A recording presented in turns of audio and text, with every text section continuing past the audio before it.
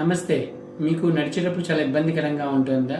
నడిచేటప్పుడు హిప్ జాయింట్లో చట్లో ఏమైనా పెయిన్ అనిపిస్తూ ఉందా? మెట్లు ఎక్కడానికి ఇబ్బంది పడుతూ ఉన్నారా? సో మీరు దాన్ని నెగ్లెక్ట్ చేయొద్దు. అది ఏవియన్ అనేటువంటి అతిపెద్ద ప్రమాదకరమైన వ్యాధి.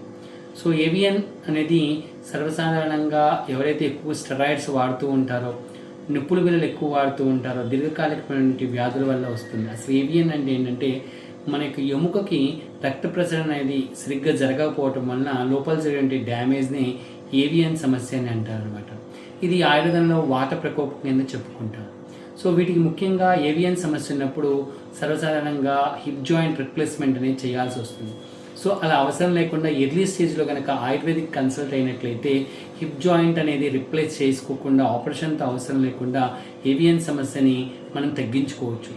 ఇది ఒక 30 రోజుల ఆయుర్వేద పంచకర్మ ట్రీట్మెంట్తో ఈ ఏవియన్ సమస్య అనేది మ్యాక్సిమం తగ్గుతుంది. వాటిలో ముఖ్యంగా వచ్చరికి అభ్యంగము, బస్తీ, పిజిచ్చిల్, క్షీరబస్తీ, సో ఇవన్నీ కూడా చికిత్సలు అనేవి అత్యద్భుతంగా పనిచేస్తాయి.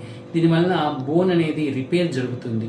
దాంతోపాటుగా ఆపరేషన్తో అవసరం లేకుండా నడిచేటప్పుడు ఇబ్బంది లేకుండా సర్వసాధారణంగా పూర్వ స్థితిలోకి రావడానికి ఆయుర్వేద పంచకర్మ ట్రీట్మెంట్ అనేది అత్యద్భుతంగా పనిచేస్తుంది.